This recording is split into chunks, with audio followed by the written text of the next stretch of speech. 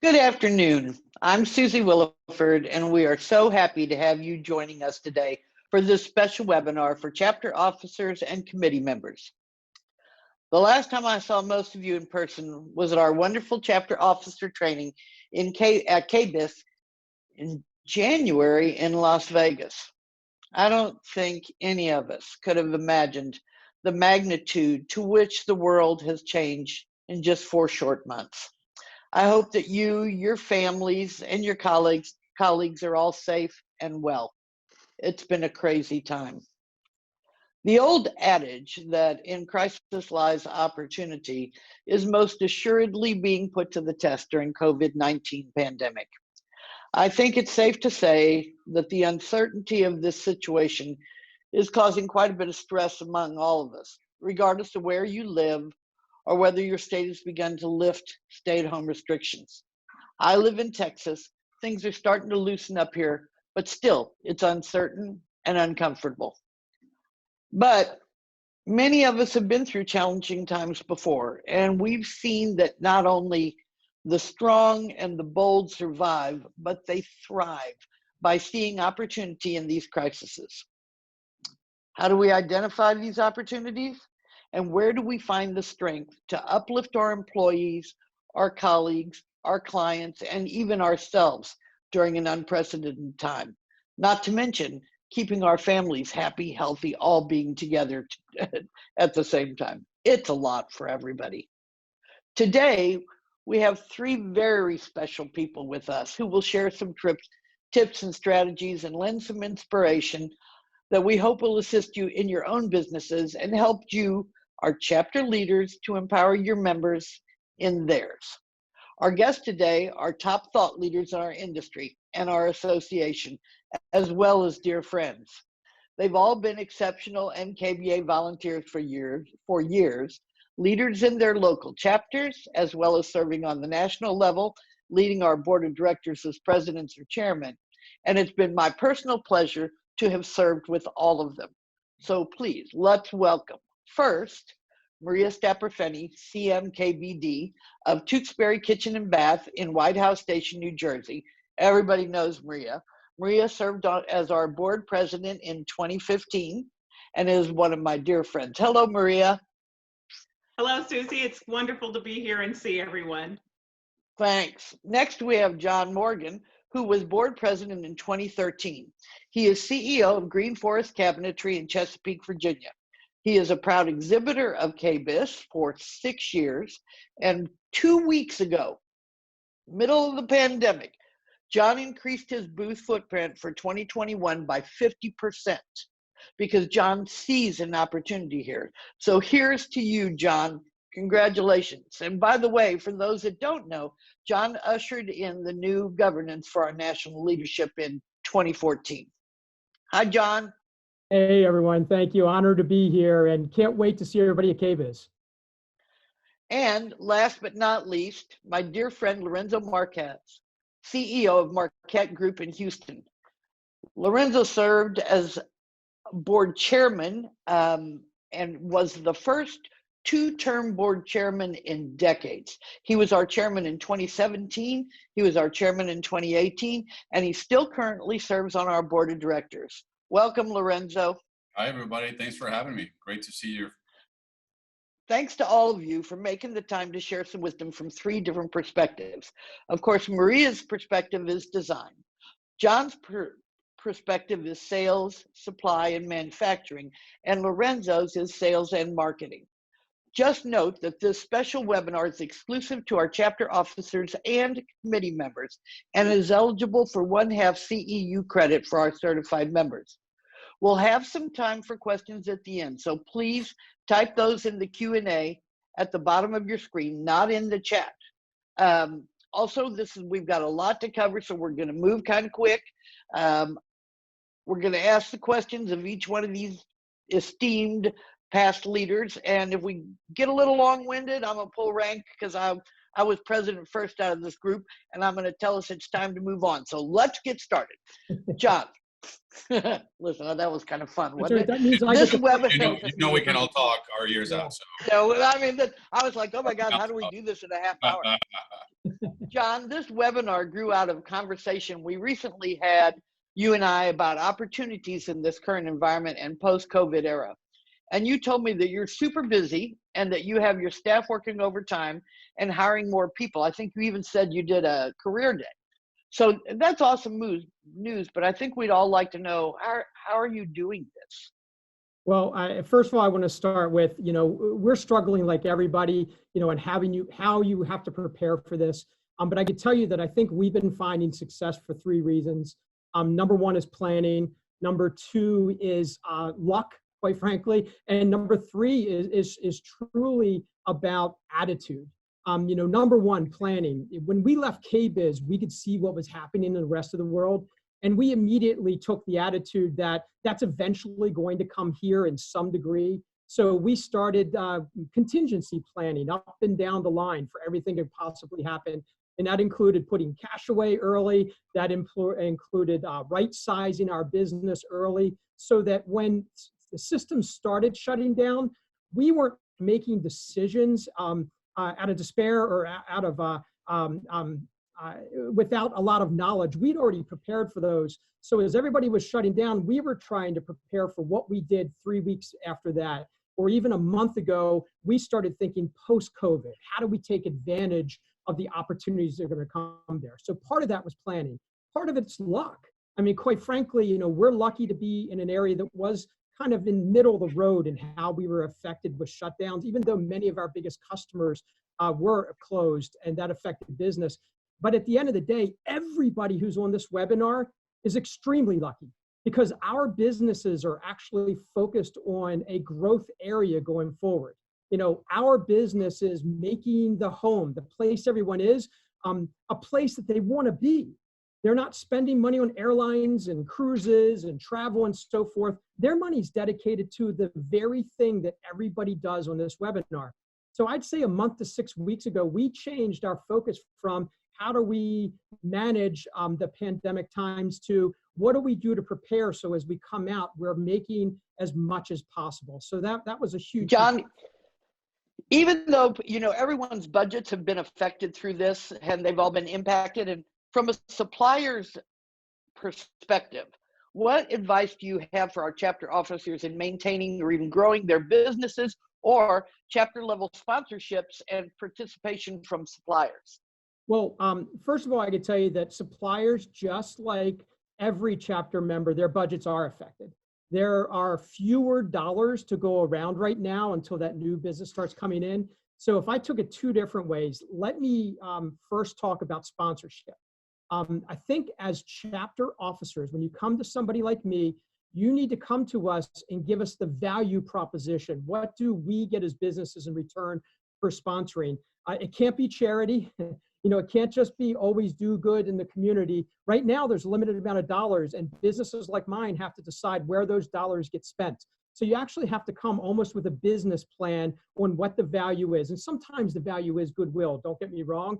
But I also want to hear, is it going to get me more business? Is it going to build my brand out in the marketplace? So come to me with a plan. Don't just ask me for dollars. Tell me what I'm getting in return for those dollars. That's number 1. Great. But I would also tell you as a supplier, if you're looking for a good place to turn, call your supplier. Because a lot of times a supplier have a broader view of what's going on. They're seeing what's successful here and what's not so successful there. And a lot of times your suppliers have access to experts that you may not on the local level, legal, accounting, and so forth. And they can give you extra, they're really good advice if you think about it. We have a rule around the building that my partner always shared with everybody. Rule number 2 in life is ask somebody that knows. Go to your suppliers because a lot of times they have a broader range of knowledge and they may know something that's going to help your business. Don't be afraid to ask. Great. That's great. Maria, let's talk about some opportunities here for the design community. Yes, let's. Typically, remodeling a kitchen or bath, which is never an inexpensive deal, it competes with other high-ticket items like new vehicles or vacations or other disposable income ideas. Since a lot of people may not be planning vacations for a while or flying anywhere, how can our members take advantage of this time to divert those funds or get with their client base or to move those funds into in-home projects because people have been spending serious time at home for the last couple of months, staring at their kitchens, thinking they can use an upgrade. What do you think, not only how do they divert it, but what will be some of the key elements? Right. Well, again, looking to the bright side means that you, as the chapter leaders and the chapter officers, remember that your sole biggest responsibility as a leader is to lift up others. So if we always remember that is the first and foremost responsibility of leadership, know that this is the most phenomenal opportunity going. It's always easy to see the negative, but there is a whole lot of positives out there. These people have spent some serious time in their houses and they're looking around and realizing it is not wonderful. They are ready for change. They are talking about change, all the restaurants that they used to go to and running kids here and running kids there, and they have their own evening meetings and this travel and the shore house and vacations. All that stuff is not happening. And they're turning around, looking at their own space, their personal space, and going, it's horrible. It doesn't have to be horrible. There's the opportunity. The opportunity is that they have the funds that they save for that summer vacation or that European vacation or whatever they were going to do. And now they have really taken a serious look at their space and realize it's horrible and it doesn't need to be that way. And we need to, as designers, from the designer perspective, establish yourself as the professional. They recognize that there's expertise and that's valued now. We've done a lot to make sure that we promote our expertise, and now's the time to snap and take advantage of that. This is where you now go ahead and say, hey, I am the expert that can help you. I've seen your background on your Zoom call. It's awful. Let me help you with that. I've seen your kitchen. Let me help you make that a more enjoyable space, because people are either learning to cook or relearning to cook because they may have forgotten, having spent a lot of time going to different restaurants, clubs, and whatever. So this is a great time to enhance their positive changes. So just take opportunity to reach out to people past clients, people you've talked to that Absolutely. never done the job. Just take all your resources and go out there and remind them how much they deserve it. That they work all the time, all year long. They deserve this. They work like crazy. They deserve to turn around, look at their own environment and say, I really like this. I enjoy it. It's comfortable. It's wonderful. Wonderful. Lorenzo, Hello. you are probably one of the most positive people I know. And when the economy is humming along and homeowners are happy, jobs are pretty easy to come by. But when times are challenging, projects don't just roll in the door. So how do you recommend people adjust their sales message during a crisis? What are some of the best promotional tools that small businesses can use?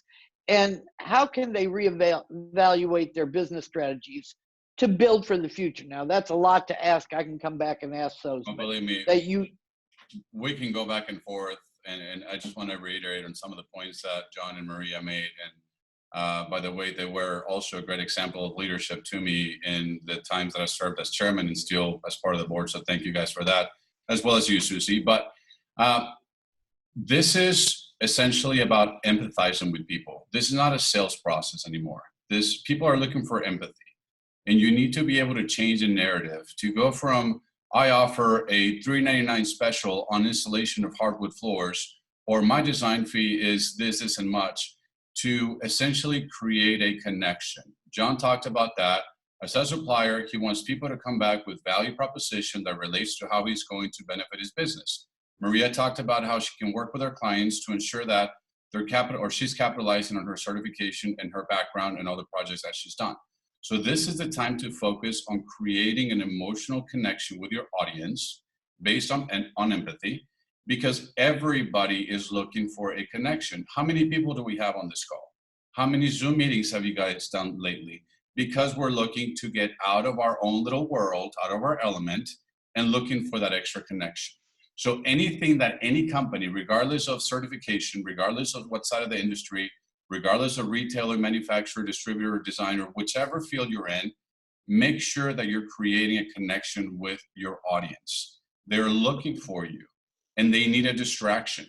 They've been sitting at home homeschooling, fighting with a husband, playing with a cat, doing whatever they've been doing for the last few weeks. They need a distraction, they need a connection, and you need to be able to relate your sales offering in a way that it creates empathy, and that your customers know that you're not just doing this to up your revenues or your cash stream during this pandemic, but that you're actually driving value and building that long-term relationship.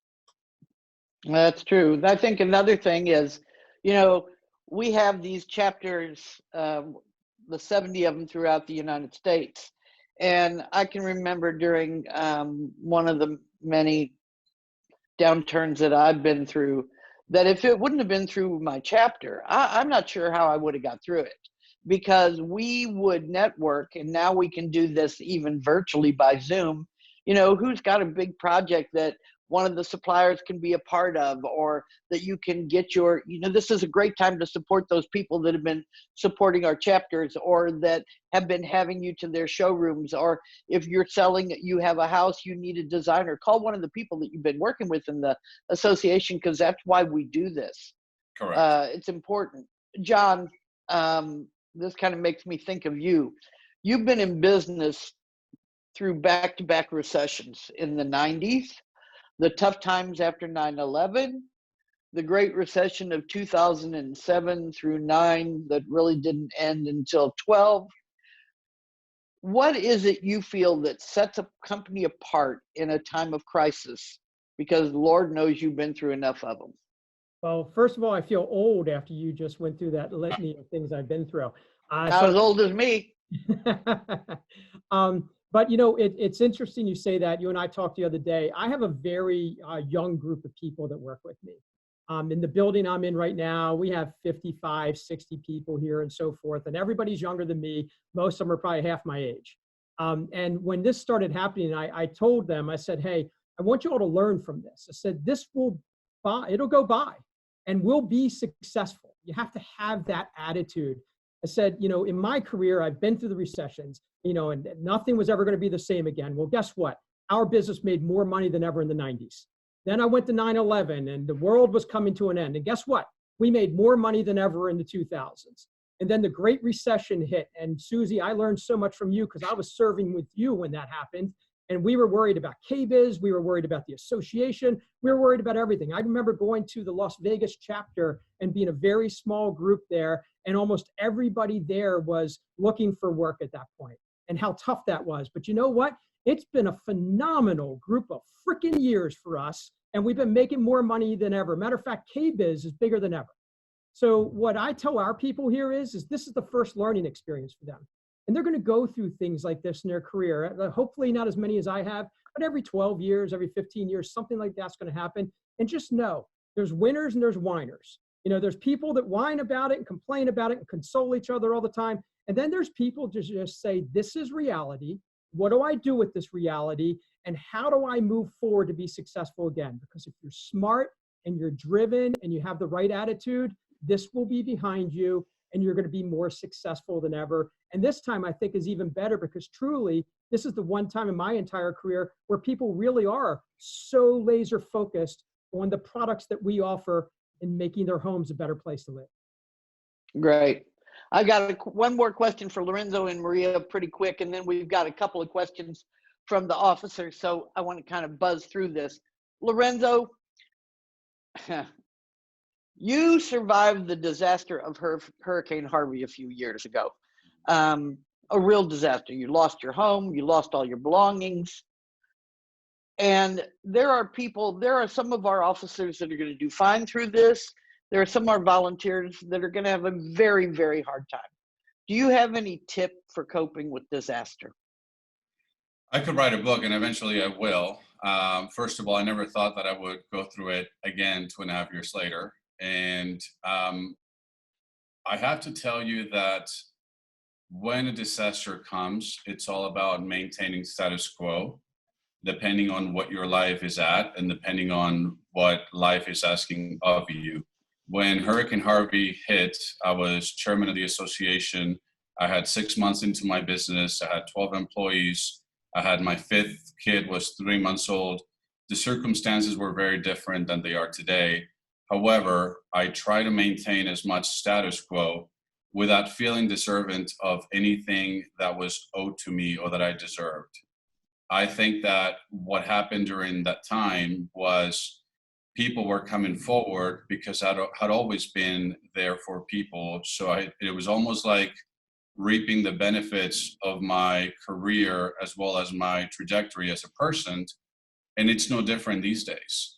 I think right now, as John said, I can't remember the exact words, but you can either sit back and cry, or you can push forward and lead. And Maria said it perfectly. We are leaders. We have to continue leading. So it's not about saying, I deserve this or I deserve that. It's about saying, I have maintained my business in a certain way. I have been able to run my payroll in an effective way. I've maintained my books and my bank in a certain way. I can now go to SBC and get the support that I need. It's not about sitting back and saying life is miserable, but it's about evaluating what you've done to get you to a point where you can actually survive a crisis. And most importantly, have this right support mechanism to help you drive forward, because there's a lot of different issues. There's a financial situation, there's the emotional aspect, there's the volunteer aspect. There's a lot of worlds that we're all living in daily. But I think it's about having the right support system and reaching out to people, talking to people. And I think that thanks to this association, I've been able to push through all those things. Awesome. We all applaud you. Maria, you're up there in New Jersey, one of the hardest hit states. And hopefully in a few weeks, you're going to be preparing to reopen. So how are you preparing, and what are your thoughts for our listeners who are in a similar situation? We are preparing by following CDC guidelines. And it doesn't matter. There are some people that get very adamant because people have opinions on what they feel. And this is a free country. People are allowed to have their opinions. And it's okay to agree to disagree on things. But the minute that someone comes through the door of our showroom, we are considered a retail establishment, even though all my appointments are private. And we all wear our masks. See my fabulous little daisy one here. We all wear our masks. We have hand sanitizer, and we do the cleaning in our offices. We also let clients know when they call to set up those initial appointments that we wish to work with them however they'd like to work. If they would like, we would love to teach them how we can meet with them virtually from the comfort of their own home or wherever they want to speak to us from, because some people that have never done it before don't feel secure with it, and they feel like they need to come in, but they're nervous, especially in New Jersey, where we're not seeing a whole lot of that slowdown. We're kind of in that New York City part where, we haven't really hit the benchmarks for reopening yet, like some of the other places have. So we are following CDC guidelines. We are trying to do all of the right things. Our delivery drivers do contactless delivery only. We will only deliver to someone's garage where we can have that door opened for us, or we can open it, stage their deliveries, close the door, and leave. We snap a picture of it, and off we go. But we are trying to do as little contact things as we can. But if somebody wishes to come in and meet with me, I am prepared. So I am prepared for however somebody wants to meet with us. I want to meet with them where they are and bring them along with us and remind them that there's a lot of good things going on, because it's easy for people to get a little like they panic and they turn around and they're like, oh my gosh, everything is so horrible. It's not that horrible. There's so many good things. They just need to be reminded. Good. I think we have time for a couple of questions. So just a reminder, please type those questions in the Q&A function at the bottom of your screen if you want. Leanne, do you have any questions for our panel? Yes, this question is for Lorenzo.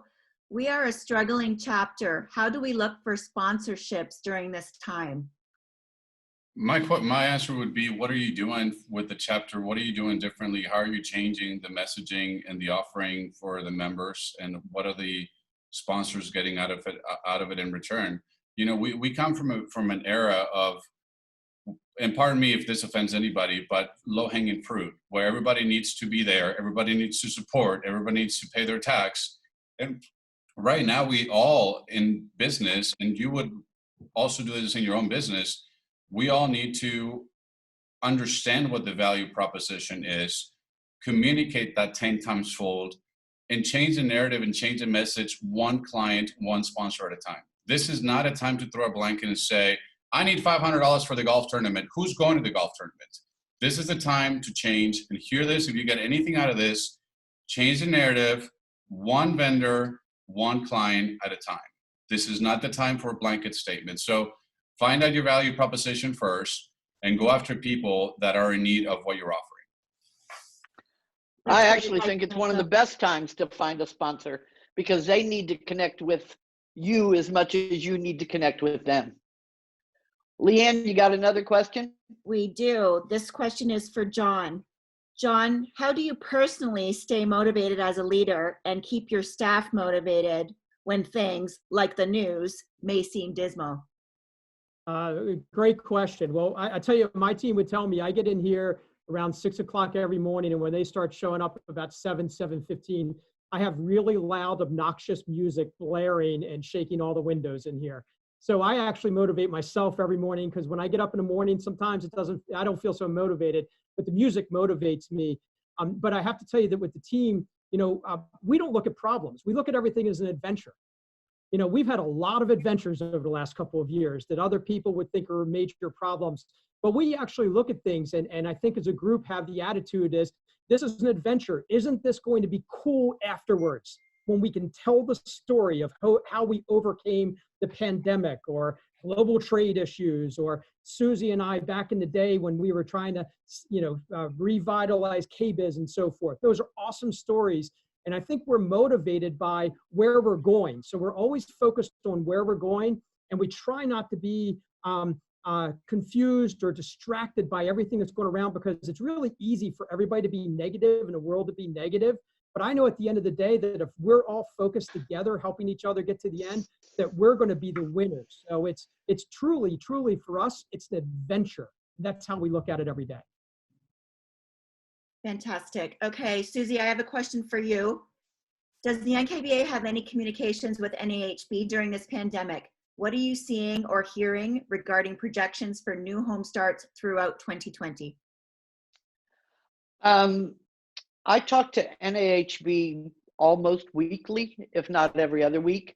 Of course, them being our show partners for Design and Construction Week and us planning KBIS 2021, Design and Construction Week 2021, we're talking on a regular basis along with the Orange County Convention Center and to make sure that everything is done properly for a successful show. Look, so far in our world, the projections are good. The projections for new homes are holding. The projections for remodeling is skyrocketing. It is, hopefully it will stay the way it is right now, but we're seeing a positive flow. There are no predictions of huge drops. So, I think if everybody can keep, like John and Lorenzo and Maria said, keep that mind where it needs to be. I think we're all going to be okay. It's going to be okay. If I may add something to that, this is when it gets difficult, when the three of us are going to start stealing the words, the four of us stealing words from each other. But this is a time for opportunity. Create your own opportunities. You've been given a gift of God by having to figure out all this stuff over the last 10 weeks. I hope by now you figure it out. And I hope that you understand that just like you treat a $500 customer, you have to treat a $500,000 home. You have to have a product for everybody. And you have to make sure that you're taking the time to scale your business, regardless of what the projections are. This is about what you're going to do and how you're going to push your business forward. It's not about what's going to be out there and what people are telling you about analytics. Thank you. No, it's right. There's a couple more questions, and I think that one of them is directed to Maria, but Maria, I'm going to have you answer it to him personally because it's about your delivery system and what all you're doing in the pandemic, because we unfortunately are out of time. This has been a remarkable conversation, and am so grateful to our panelists, my dear friends, Maria, John, and Lorenzo. We really appreciate you taking time out of your very busy schedules to share some valuable advice and information as well as inspiration. Listen, we all need to be inspired. And I have to tell you, just having this conversation with you guys, I feel better about the world. Thank you to our chapter officers and committee members for making time to join us, for your questions and participations, and most importantly, for your volunteerism and willingness to work on behalf of the kitchen and bath industry. Please remember to let us know about some of the creative and interesting things that are going on in your chapter so we can share them in our news feed or our chapter officer update in these most unusual times. And be sure to tune in to NKBA's live Brave New Business weekly forums on Thursdays at 2 p.m. Eastern Time, where Bill is hosting a wonderful webinar.